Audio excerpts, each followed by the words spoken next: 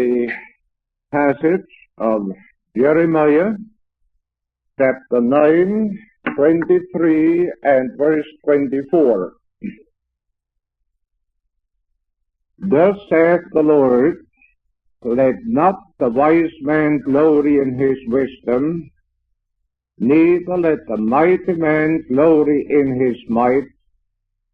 Let not the rich man glory in his riches, but let him that glorieth glory in this, that he understandeth and knoweth me, that I am the Lord which exercise loving kindness, judgment, and righteousness in the earth. For in these things I delight, saith the Lord. Now, yesterday we considered this passage, as you recall, and I had emphasized to you that God is here exhorting us to glory in Him. Now, this is a holy bragging, shall I say. It is not a conceited, boastful kind of a thing. It's a sincere, holy rejoicing in the goodness of God and in the very fact that we know Him and understand Him. Now, yesterday I mentioned to you that God, of course, cannot be understood in all aspects. We know that. We are finite and He is infinite. But there are certain areas which God has given to us to understand. Now, you have, for instance, Deuteronomy 29:29. And there it says that the secret things belong unto the Lord our God. But those things which are revealed belong unto us and His children. You notice something there. God is making a distinction between those things which are revealed and those things which are not revealed. God keeps many things to Himself. For instance, He has never explained to us the Trinity, how God can be one God and three persons at the same time. He has never explained to us many things that we would like to know. But the secret things belong unto the Lord our God. I think I have learned long ago not to pry into those secrets of God which God has chosen not disclosed. Now, you find that principle already in Genesis. Do you remember that God, of course you do, put man in the Garden of Eden? He said, of all these trees ye may freely eat, except of the tree of the knowledge of good and evil. Now there God has already made the dividing line. God gave man permission to use his own judgment, to do as he pleased. If he wanted a pear, he could eat a pear. If he wanted a mango, he could eat a mango. He didn't have to go to God and get divine guidance. We don't need divine guidance about everything. And I'm a strong believer in being led by God. But God has given us an intellect and a choice, but He also withholds from us some things. So when Jeremiah speaks that we should glory in the fact that we know Him, it is understood that that knowledge is of necessity limited to the sphere which God has chosen to reveal to us, let's say, concerning Himself. Now then, I want to touch on means to the attainment attainment of the knowledge of God. Means to the attainment of the knowledge of God. How can we acquire the true knowledge of God? Well, I'll give you some points. One of them is found in the Gospel of Matthew. We'll use that one first. I think it leads us conveniently into the area. Matthew 11:25 to 26. At that time Jesus answered and said, I thank thee, O Father, Lord of heaven and earth, because thou hast hid these things from the wise and prudent, and hast revealed them unto babes. For even so, Father, for so it seemed good in thy sight. Now here is an astounding fact. Did you ever realize, were you ever aware, that God withholds some truths from some people? Now that sounds strange, but it is so. And here it is. Father, I thank thee that thou hast hid these things from the wise and the prudent. Now I repeat, we learn by repetition. God deliberately withholds some truths from some people. In fact, the Lord had just been teaching remarkable truth. And then he said, I thank thee, O Father, that you hid these things from a certain category of people. God, in other words, takes, so to speak, some truths, puts them under his table or into his closet or someplace, so to speak, and says, that's not for you. You can't have it. Now, who are the people? Oh, some of those people could be right here in Bible school. Some of these very people are in Bible school. Maybe not in New Zealand, but in the States. But you know, people are people. And people are people everywhere with the same shortcomings. We all know that, of course. Now then, who are these people, the wise and the prudent? Oh, some have said they must be the educated, the learned. Well, they can be, but not necessarily. There are also those who are not learned, who are not educated, who are also among the wise and the prudent. It has nothing to do with education.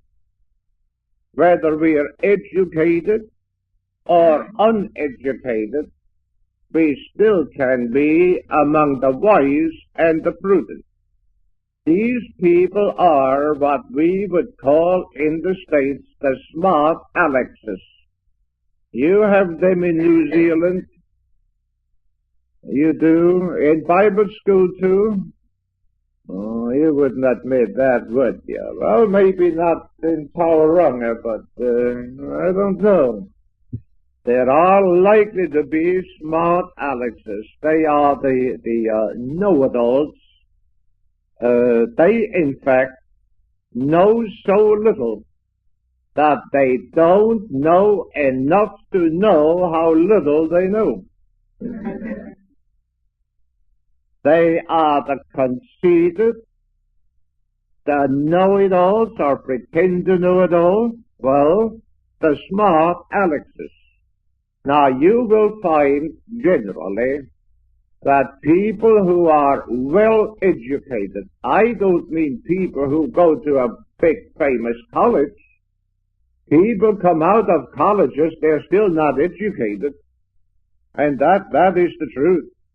It's one thing to go through school. It's another thing to have the school go through us. and leave a deposit behind.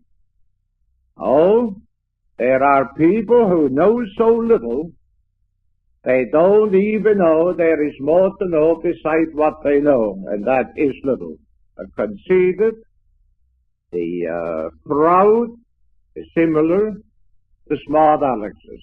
Now, when we come to the truth, we cannot afford to be conceited. God needs on our part humility. Now, what are the babes then? Jesus said, has revealed them unto babes. Well, the babes are the humble, the simple, the open, let's say the hungry, the responsive, the uncritical, whereas the smart Alexes are usually the critics. They are the dissectors. They take you apart when you preach or teach. They take your teaching apart, and in the end, they have nothing. The smart Alexes, they try to analyze everything in the minutest detail, and there is such a thing as carrying analysis, even of the truth, to the point where we destroy the truth. Last summer I was in Bangkok. The Thai Airways had put me up in the Asia Hotel, which for me is a little bit too far out of Center City, and I wanted to go to the Siam Hotel and have lunch there. So I went for a long walk, which was quite a distance. On the way, I found my favorite flower in the Far East, the lotus. I love the lotus. You don't have them here, do you? I don't suppose so. It's not warm enough for that. I love the lotus. They're beautiful. And some time ago, when I was in Ceylon, they gave me a bunch of lotus for a farewell, and I admired them so, and I wished I'd get hold of another lotus to really examine it. And here I found the lotus. I think divine providence had a part in it. It was lying right beside the sidewalk. How it got there, I'll never know, except perhaps somebody carried a bunch of lotus someplace and lost one, and I picked it up. So I took it, and I took the thing with me, and I thought, I'm going to study this lotus. I want to see whatever I can see on the inside. So I took it apart. I took the leaves off. I took the inside of whatever you call it. I do not know. I'm not a botanist. And oh, what beauty. What symmetry. What delicate colors. I so admired it. Now I know what the inside looks like. But when I got done with my analysis, obviously I had no more lotus. And we can do that with the truth.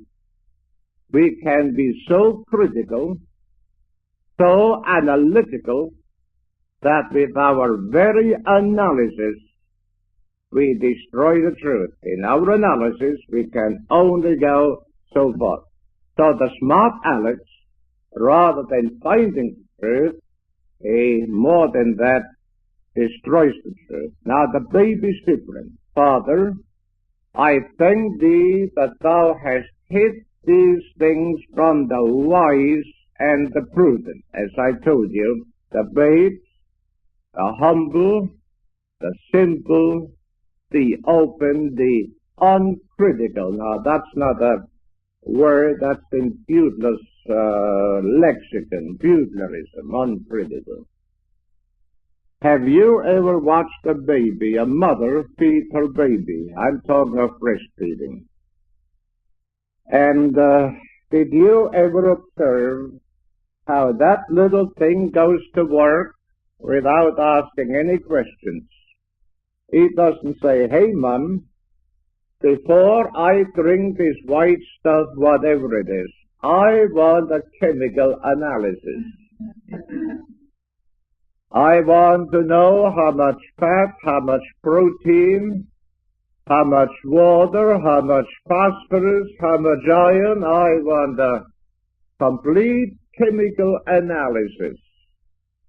The baby doesn't do that. It just goes to work. Doesn't ask any questions. It has a hunger, it's an appetite, and what it gets corresponds to its appetite, and it gets fed without understanding all about the chemical composition of this strange fluid.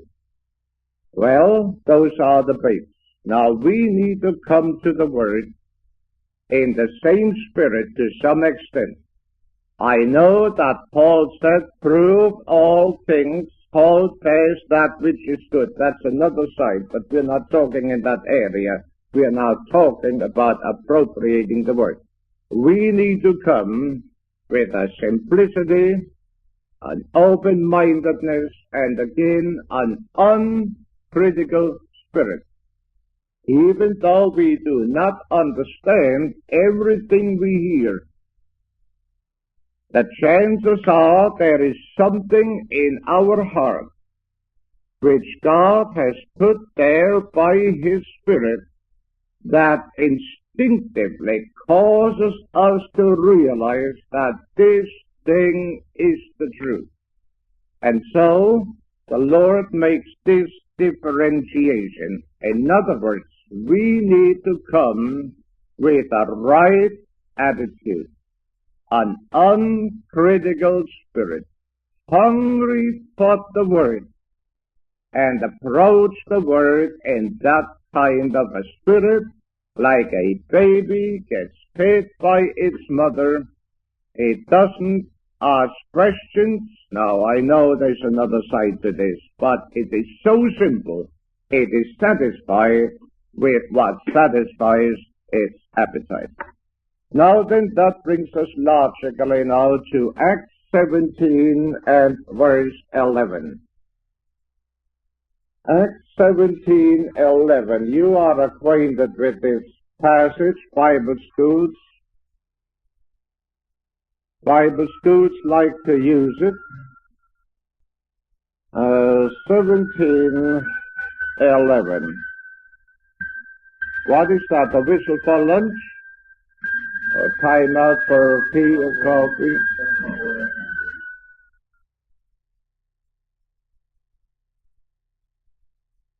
Don't let him close the door if that's what he said. Now then, I'll read to you from 10 to give us the context. And the brethren immediately sent away Paul and Silas by night unto Tauranga, who coming thither went into the synagogue of the Jews. These were no more noble than those in Auckland or in Wellington, in that they received the Word with all readiness of mind and searched the Scriptures daily whether those things were so. I think you got the point, didn't you? Now here we have people who were more noble. Those in Thessalonica apparently were hostile to the truth. It's surprising how some people are hostile to the truth. And I'm not talking now of unbelievers.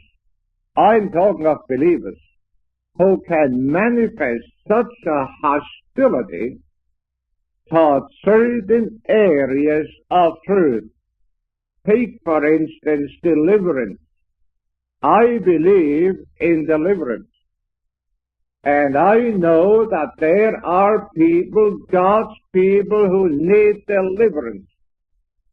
And yet it is surprising how many of God's people in different parts of the world are absolutely opposed from all appearance, they would much rather let a person go to an insane asylum than to a preacher that has a deliverance ministry. And I'm speaking from experience now. I'm not just assuming. Speaking from experience.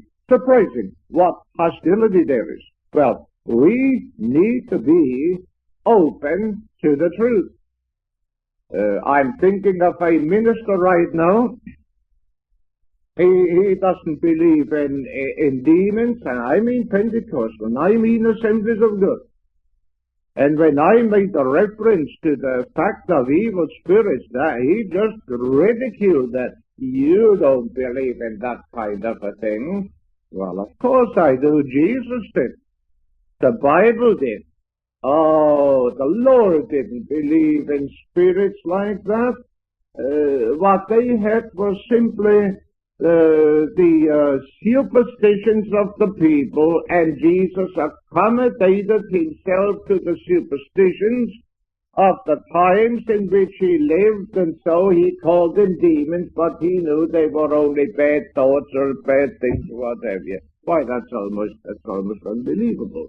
But such a hostility taught the truth, and the same is true in other areas. There are Christians who are hostile to the baptism with the Spirit, to the gifts with the Spirit of the Spirit. Now we need to be open. I do not care what the Scriptures teach. I want to know what they teach. And what they teach, I accept it for no other reason that it is written. We need an open mind. Now, before I get done with you, it is possible that I'll be telling you a few things that are most, shall I say, almost unusual. Well, I mentioned yesterday one with Amsterdam and the angel and this African. Well, that was the absolute truth. Yet I know of a preacher who heard me speak on this in his church. I told the story of the Mohammedan there. He never had me again. And that particular church is giving me some support for my traveling. They're giving me $10 a month toward my travel expenses. Otherwise I couldn't travel, you see. Why, I was told by one of his deacons that he wanted to cut off my support because he didn't like that story about Muhammad and he couldn't believe it. It's as true as you're sitting here. So what you're going to do? Well, of course, you go on without it, but we need an open mind. And you see these things in the Scriptures in principle. So as we go on into this area of the knowledge of God, and I'll see just what the Lord would let me use by the time we get to next week, we'll have to see. But an open-mindedness is absolutely essential. You know that. Mark 7:8-9, I can be somewhat brief with this. We have this problem of tradition. Mark 7, 8, 9, and even 13. For laying aside the commandment of God, ye hold the tradition of men as the washing of pots and cups. Now I'm sure you folk would like to do away with this tradition, the washing of pots and cups. Do you have to wash dishes here? Well, now don't you say Jesus said we shouldn't wash pots and cups. That's the tradition of the church. You understand now. So they still need to be washed. I know I had a problem with that when I was in Bible school. The matron put me on washing dishes. And I was newly saved, about 6 months. And she put me on washing pots and pans and dishes, what have you. Do some of you have to wash? Do you too? Yeah? Well, they put me on too, so we're companions in tribulation. Or And I said to her, I am not washing dishes. She said, Walter, you are washing dishes. He was severe. I said, my son, I am not washing dishes. I'm a man. And I'm not a woman. And I'm a German. And German men don't wash dishes. That's a woman's job. And she said, Walter, you're going to wash dishes till you like it. Well, I felt like saying more, but looking at her face, I thought I was well advised to keep still. It's a good thing to know when to keep still, isn't it? I kept still, but I could think what I liked, and I did just that. And I thought to myself, like fun, I'll wash dishes. And I finished the dishes, went up to my room, packed my cases, and called it quits. You get the quits too here, and oh, you've just started. Well, the quits is a Bible school disease, and it's contagious, especially after students are here a few days or a week. I'm going home. I want my mom. I'm homesick. I'm going home. Well, it's hard to get over that, isn't it? That's a bad one. An aspirin won't help. Well, I packed my cases, and I had a good rationale for it. I said to myself, if I'm in a Bible school that believes men should wash dishes, and I was only in my 20s, then I'm in the wrong school. And if I'm in a religion that believes men should wash dishes, I'm in the wrong religion.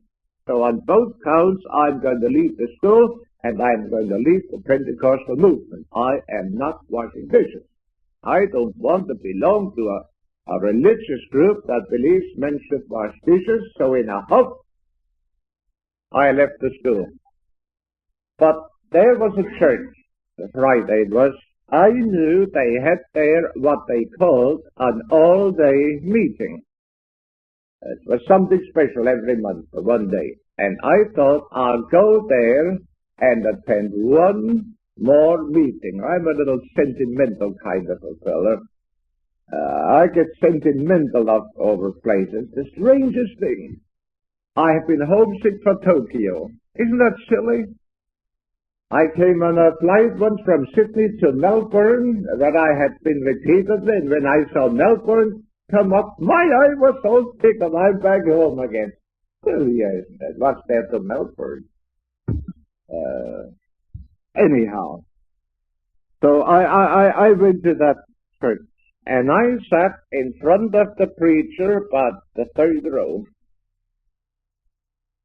And early in the service, he gave a message in tongues. Someone did, but he interpreted. And when the message in tongues was given, it felt like something was cutting me right through. And it was so real. I slumped down in my seat like this. The Lord, the Spirit just cut me up. It was like a knife going through me. And I literally slumped down in my seat. Later on, they asked whether I got sick. Well, I got sick all right, but I didn't tell them what sickness it was. And then came the interpretation you never heard the like. I don't think. I never did, apart from this time. Rebellious man. Rebellious man. Oh. And the Lord gave me a stinging rebuke. Who did I get a rebuke for my rebellion? And then it changed.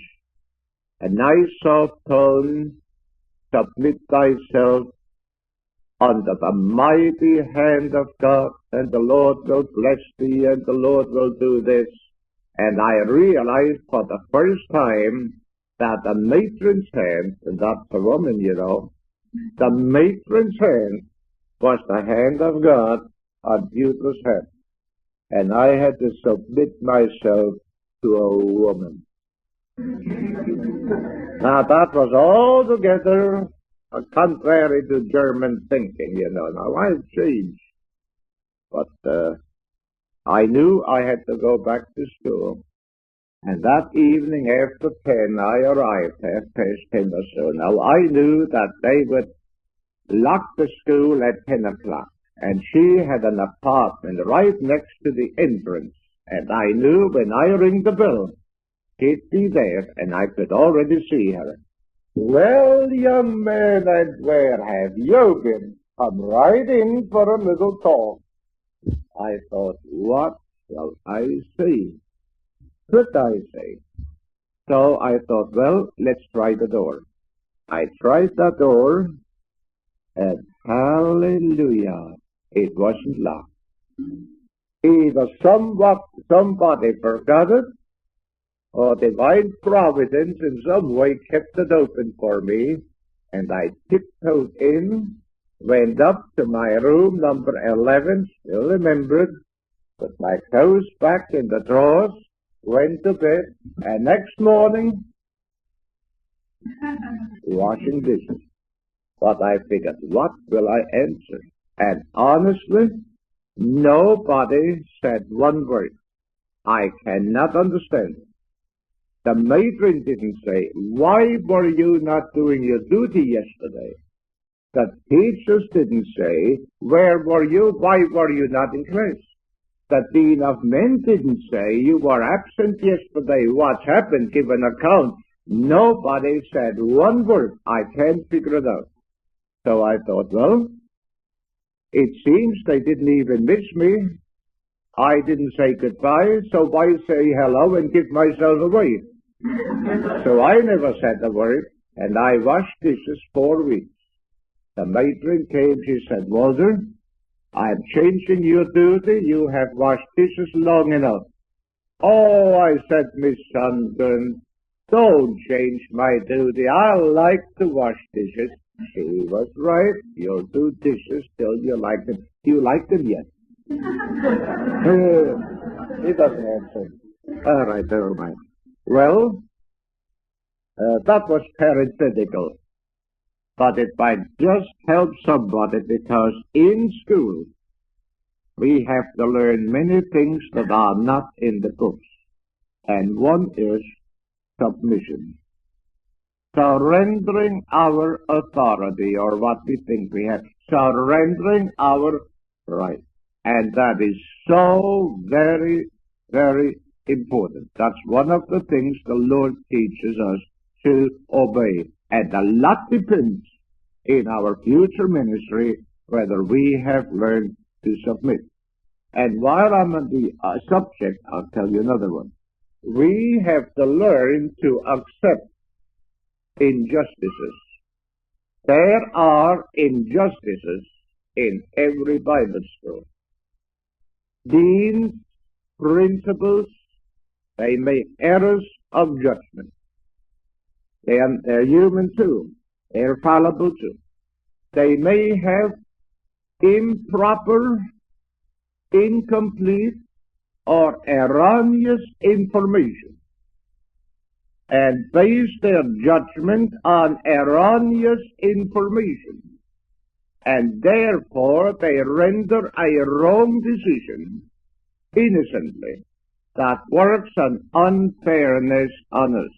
And believe you me, God even uses unfairnesses in Bible school to teach us to accept unfairnesses, because in the ministry we are not going to be fairly treated all the time. And we have to swallow many an unfairness by the grace of God and go on in spite of it. Do you think I always get treated fairly when I travel? I do not. I have to swallow more than one outright injustice and go right up. I was speaking years ago in the States for a few days. On Sunday evening, the pastor, took a love offering for Brother Beuttler. All right, they gave me the love offering. I don't know how much love is in it always, but that's what they call it. The next day, the deacon of the church asked me, said, Brother Beuttler, how much offering did you get? I told him. That man almost hit the ceiling. He said, what? That's exactly half of what the offering was. He said, I helped count the money. There he is again, he said. The pastor takes a love offering for a speaker, keeps half himself, puts it in his own pocket, the speaker gets the other half. Is that fair? I didn't quit the ministry and say, well, if that's the ministry, they can have it. I go where I get treated fairly. I said, in this thing, you swallow bitter pills and keep your mouth shut. I didn't say anything to the pastor. I went my way. Wife and I made a 2,000-mile round trip for a church that was anxious to have me come. Yes, Brother Beuttler, we need your teaching. I was there 4 weeks. Drove 2,000 miles and got an offering of $30 for 4 weeks of ministry and 2,000 miles of driving. The $30 didn't even pay the expenses. I didn't quit the ministry. I just swallowed hard and went out in spite of it. The Lord taught me a lesson here once. I was teaching in Bible school, and we had very, very low pay, pitifully low at that time. Later on it got better. And I went to a church, and a nice church, a good old established church, and they gave me, it cost me $15 in travel expense. They gave me $10 for coming to speak for them, Sunday morning, Sunday evening. The treasurer came with a check, and I knew right away what was up. He said, now, Brother Beuttler, before I give you the check, I have to make an explanation. I knew right away what it would be, an excuse. You know, we've had to fix the door, and we had to fix the roof, and we've had trouble with our furnace, so this is all we can do. Gave me $10. Well, I was earning $10 a week at that time. And I had to go out ministering weekends to help make ends meet, and then they didn't meet as far as that's concerned. And I boiled. I drove my Chevrolet back home, and a Chevrolet, I guess here is a big car, is it? Well, in America it's a poor man's car. So, you understand, we have a different level, of course. I went home and drove. Oh, yes, that's unfair. I can't afford to lose $5. I'll never go back to that church. And the Lord spoke. You are in my employ. In other words, I am responsible for taking care of you. You are in my employ. You're not in that church's employ. I never forgot the lesson. More than once, wife and I said when things were, just not what they might have been. Well, that's a wonderful thing to learn. So, while we're on this subject, you meet with injustices, it's really unavoidable. People make mistakes in their grading. And especially if they're essay-type questions, where the grading is a matter of a general appraisal. And the man's judgment just may misjudge, at least in your opinion. Swallow it. You have to swallow things like that all the way through the ministry and survive. That is the truth. So, we'll go back to the traditional preferences. They anyhow believed in the washing of pots and cups, and many other such like things ye do. Now, notice here in verse 9, full well ye reject the commandment of God, that ye may keep your own tradition. Now, I am what shall I say here? I can't stand traditional religion. I mean mere tradition. We have people in the States, even Pentecostal people I have known. On Fridays they would never eat any meat. They were once in the Lutheran Church or in the Catholic Church, and Fridays they didn't eat meat, they ate fish, so even though they're saved, filled with the Spirit, they don't eat any meat on Friday. Well, that is pure religious tradition. Now, they could do that, but look at verse 13. Making the word of God of none effect through your tradition. There is such a thing as invalidating the word of God, robbing it of its truth for the sake of our religious tradition. And when we are in Bible school and thinking of the ministry, especially, we certainly need to be open-minded and not hold to traditional positions that are, in fact, unscriptural. I was teaching in one of our classes one year, and somehow, in some way, the question of eating pork came up. Now, I don't know what your position is here, and I am not talking from the standpoint of health, but simply as a matter of doctrine. So whatever your position is, I don't know, and it's just as well. The question got raised about eating pork. Well, I told the class what God did with me or to me about that particular question. Because according to my Bible, you can eat anything you like. You can eat pork, you can eat snake. I'm not exactly recommending snakes, but as far as God is concerned, God has created all things, and if it's received, it's Thanksgiving, it's ours to eat if we want. Well, I related an incident, a problem that I had. I was saved in New York City, and the pastor was a preacher who was very, very strong against eating pork. He was an anti-porker. And everybody knew it. You know, preachers, they can be, what shall I say, they can be rascals too. All the preachers, AG now, knew that this man didn't believe in eating pork. So one day they had a preacher's fellowship meeting. And he would be at the fellowship meeting, and of all things, they had pork for dinner. A pot wasn't too bad. But the one who was in charge asked this pastor, who didn't believe in eating pork, to ask the blessing on the pork.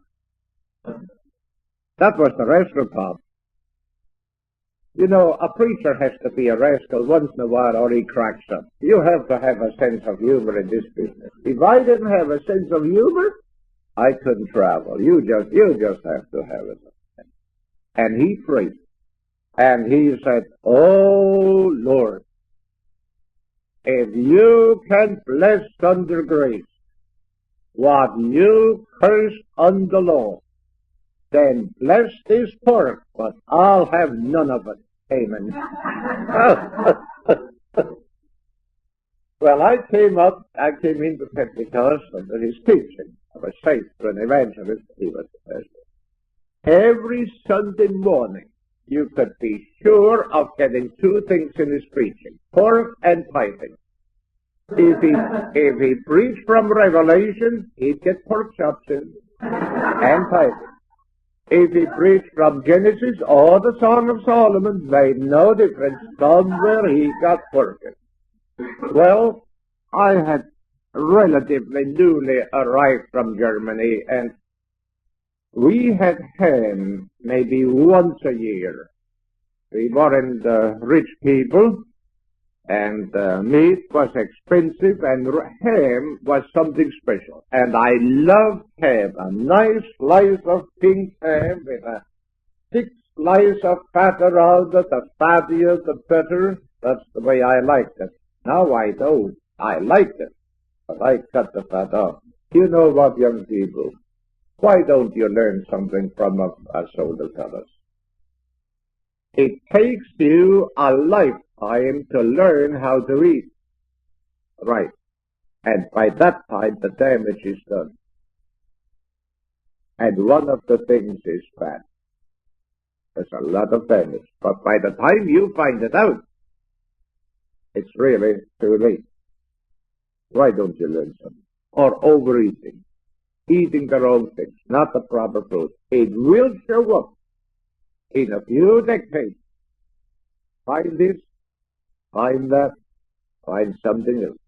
Why don't you learn now and watch your fat? I'm telling you the truth. But you're like the rest of us. Makes no difference. All right. I loved it.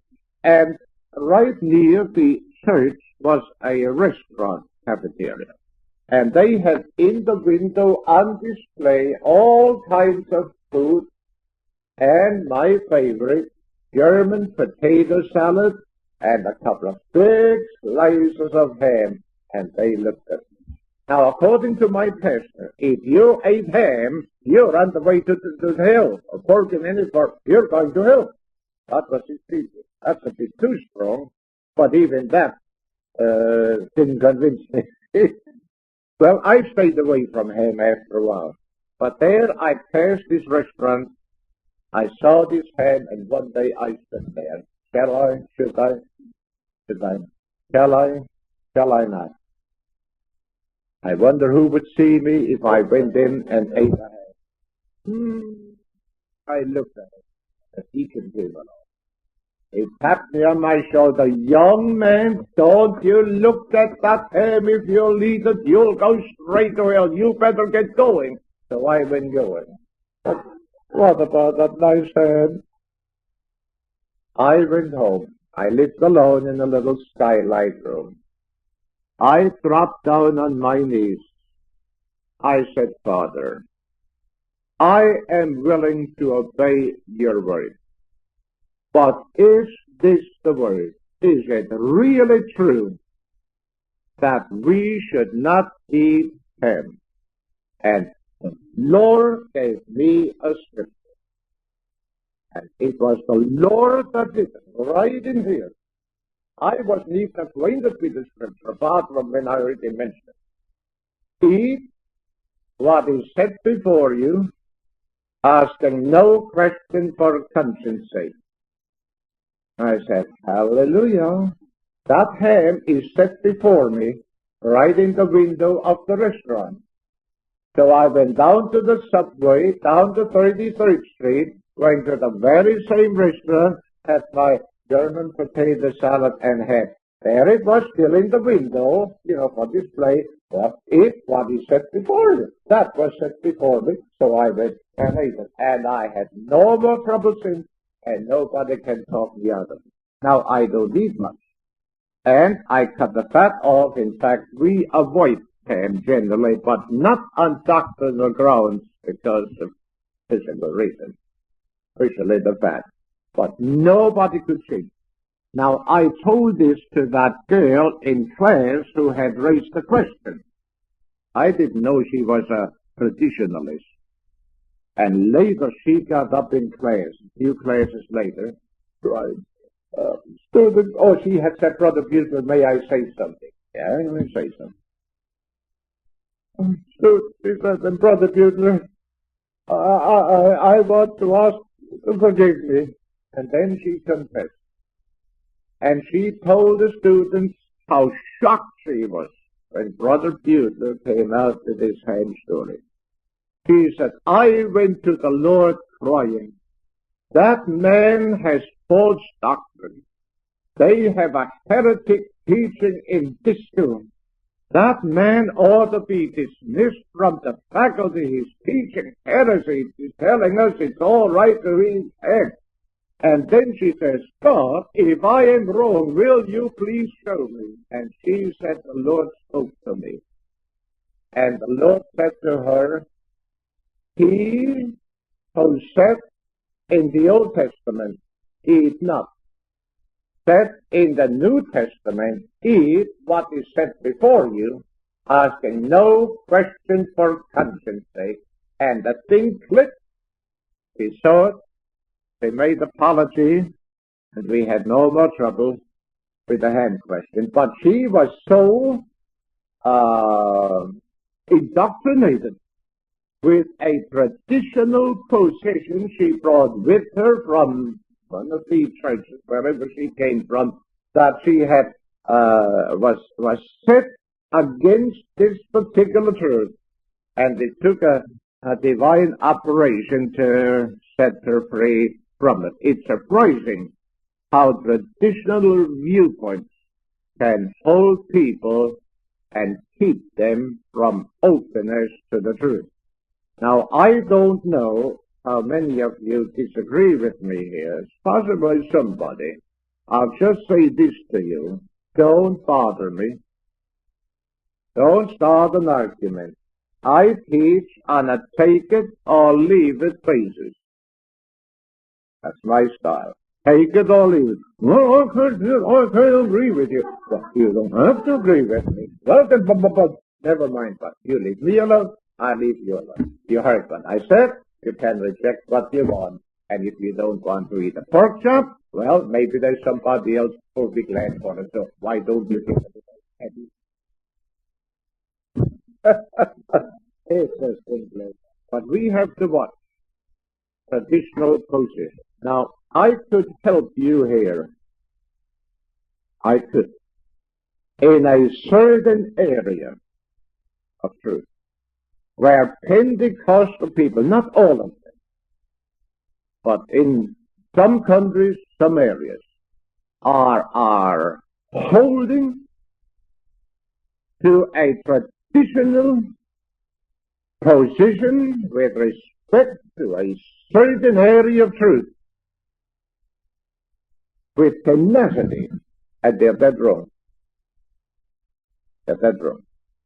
And yet, there's no use starting an argument, and I will not tell you what it is. I do not know New Zealand. I do not know your position. I do not want to start a controversy. I only say that I could enlighten people and give them the scriptures God gave me to undo that traditional position. But the attitude is often so strong that I do not attempt it. But the fact remains, if we are going to study the Word, we need to study it with an unbiased mind and not hold traditional positions for tradition's sake. That's as far as I can go with you on that point. Now, perhaps we could briefly mention Matthew 13 briefly. Yeah, I said I was brief with the other, and I wasn't. So never mind the brevity. Matthew 13. Say, I wonder if I'm right here with this Matthew 13. Just let me check that. Oh, yes, I am. Verses 53 to 54, rather, to 58 will do. And when he was come into his own country, he taught them in their synagogue, insomuch that they were astonished and said, Whence hath this man this wisdom and these mighty works? Is not this the carpenter's son? Is not his mother called Mary, and his brethren James and Joseph, and Simon and Judas, and his sisters? Are they not all with us? Whence then hath this man all these things? Now they were talking about Jesus. Where did he get these things? Where did he get these truths? Where did he get this power to perform miracles? And they were offended in him, we read in verse 57. Now what did offend them? They were offended because of familiarity. Jesus, why, we know him. He comes from our town. His parents are anything special. And he went to school with us, and his sisters are here. Who does he think he is? We remember when he helped his father in the carpenter's shop. He held the board while his father did the sewing. Who does he think he is anyhow? Why? They were offended. They couldn't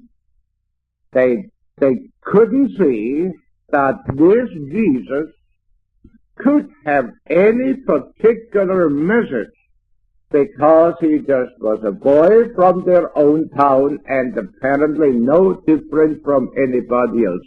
Here is personal prejudice. You know, you can find that here as elsewhere.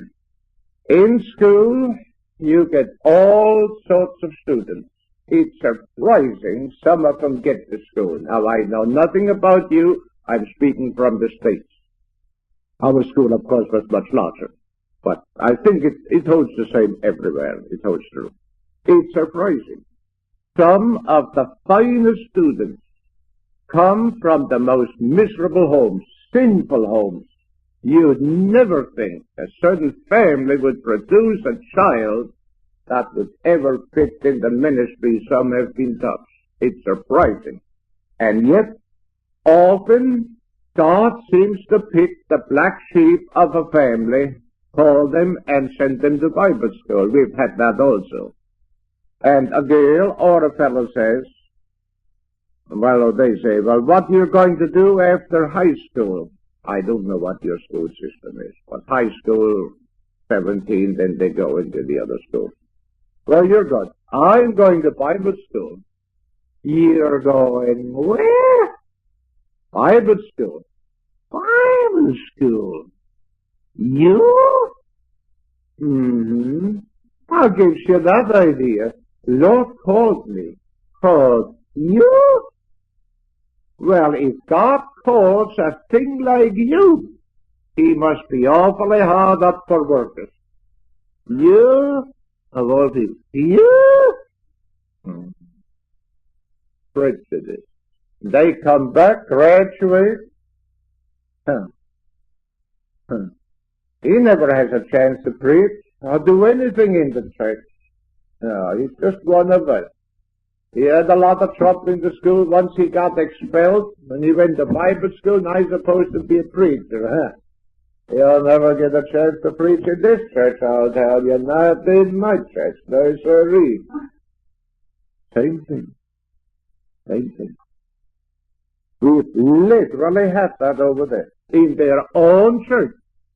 They are not accepted. We know him. He was the troublemaker in school. He got expelled from school. He failed a couple of courses. The police been after him. He would be in jail if they ever found him. And he comes from Bible school. Oh, not him. Not her. It's surprising. It's surprising what God takes. You know what? God accepts what man rejects. I came to our school in 1939, and it was the Lord. I won't take the time. And a few months before I actually began, a preacher saw me. He said, Brother Beuttler, I hear you're going to join the faculty of Northeast Bible Institute. I said, yes, I expect to in the fall. He said, you? Wondered what he was saying. Look here, he said, we don't need a thing like you with a German accent. We want somebody that knows how to speak English, not you and all people. You know what? It wasn't very long before that man was on the shelf. He lost his passport. never got back into the ministry.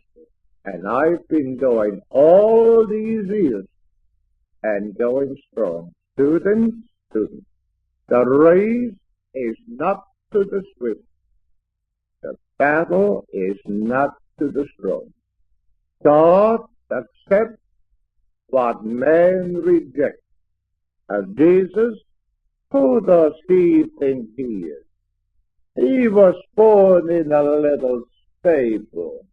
Why, he isn't anything special. Well, he had something special at least, and he was something special, but he was not recognized. And you folks that prepare for the ministry, you have to learn, at least, let's say, have to be prepared that some people are going to reject you.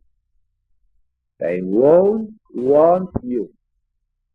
There are preachers in the States, so to speak. They would rather give me a can full of rat poison than give me an offering to help me in my travel. But I don't eat their poison, and I don't need their offering. My Father takes care of that. But that's the hostility. That Beuttler. Is he traveling again? He's going on another road trip. Somebody ought to stop that fellow. I'd like to run around the world too with other people's money and see the world. Somebody ought to stop him. I had it hard in the beginning. It got so hot out of jealousy. They couldn't see it. My father saw it. They couldn't see it. That Springfield sent a letter to our district. The district superintendent told me that, Brother Beuttler, we got a letter from headquarters. And headquarters is writing to the district to tell the men to leave Brother Beuttler alone. That he's doing a good work overseas and that he has the endorsement of the Foreign Missions Department. He said, Brother Beuttler, if anybody bothers you again, refer them to me. I'm keeping the letter on file to get them out. Now, I guess there isn't too much. But surprising. Jealousy. You be successful in the ministry, and so to speak, your stature grows, and your head begins to be higher than the average, simply because of the quality of your ministry. And you will find they're going to go after your head. They're going to shoot for you. Rather than say, what's the secret of your ministry? Shoot them down. It is surprising. I had a night school in Philadelphia. I had taught there for many years. Then I had charge of the school after the president left. And we had a revival in our night school on Monday nights for 5 consecutive Monday nights. A tremendous move of the Spirit of God every Monday. Actually, I didn't start it. I was away on a weekend of ministry, about 5 hours train ride from Philadelphia, 6 hours maybe.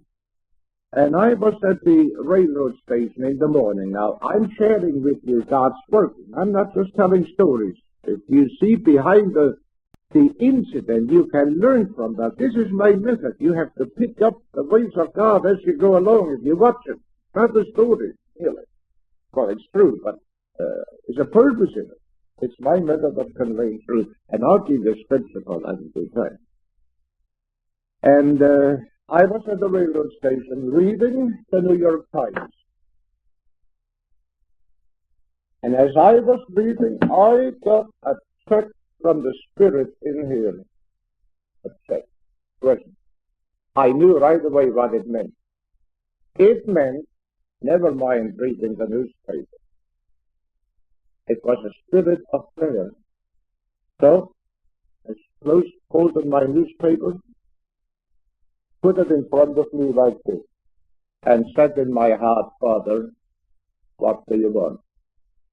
At once I got a spirit of intercession, and I knew that That's it. So, under my arm, with my face, Ray came out of the train, sat there, engaged in intercession all the way into Philadelphia.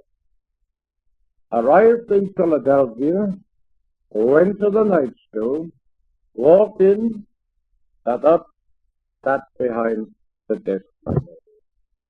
After that meeting, a lady said to me, Brother Beuttler, when you walk in the class tonight, we could feel the presence of God walk in with you. I didn't, but they said they did. Well, I had an inner presence, but wasn't aware of anything special. I sat down.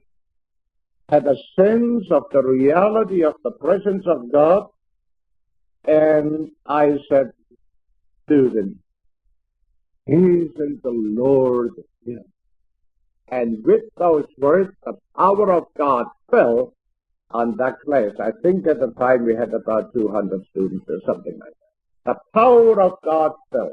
And if we have a move of the Spirit, a couple of telephone operators that were Presbyterians, unsaved, had attended, they got saved.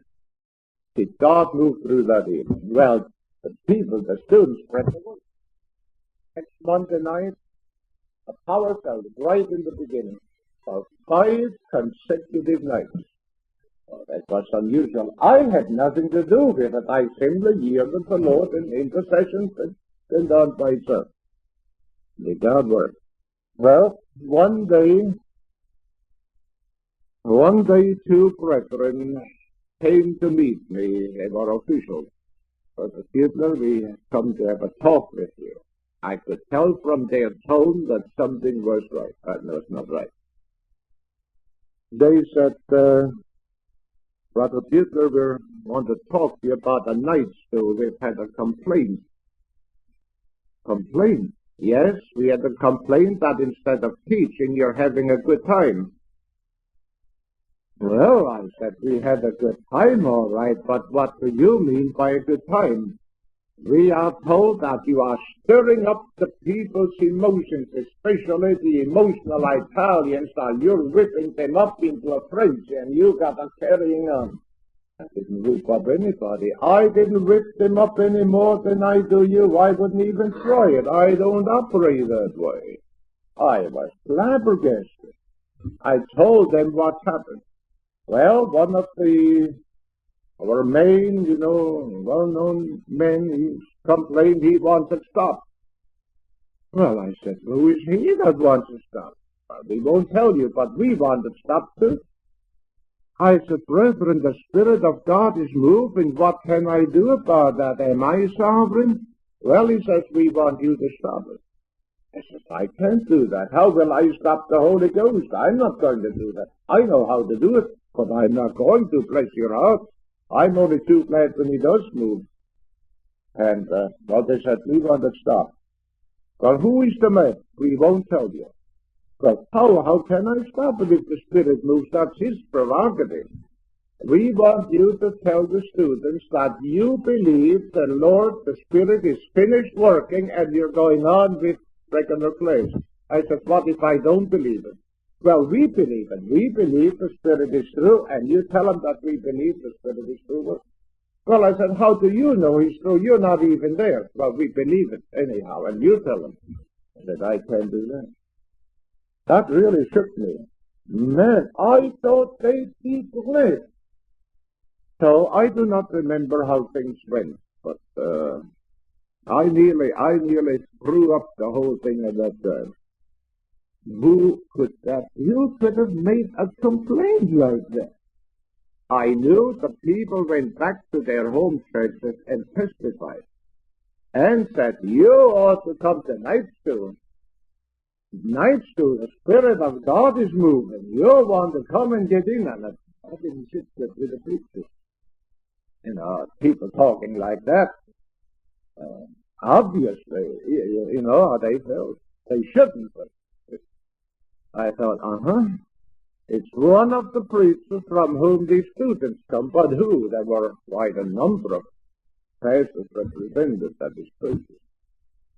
I went to work like a bloodhound. And it took me a year. I picked up different leads, and finally I thought, I think I have my man. One day he came to school, he said, "Hi, Brother Beuttler, how are you?" He never talked to me. He had never anything to do with me. I thought, he's my man. He's too friendly. I called him to the office. I said, "Brother, I want to talk to you." "Yes, Brother Beuttler, real nice." And he never was nice to me. "Aren't you the man that complained?" "Yes." "Well, to make the story short," I said, "what made you do it?" "Well," he said, "people were talking about your night school I got, Luke, and I didn't like it. Why didn't you talk to me and find out first what's happening?" "Well, I didn't want to, so I went to the district and complained." And it turned out that man was so jealous that he wanted to stop because his people were talking too much about what God was doing in the night school and made the complaint. Now, he never went to the district and straightened it out. In fact, he said to me, "Brother Beuttler, can I have what you have?" And his tears came down his cheek.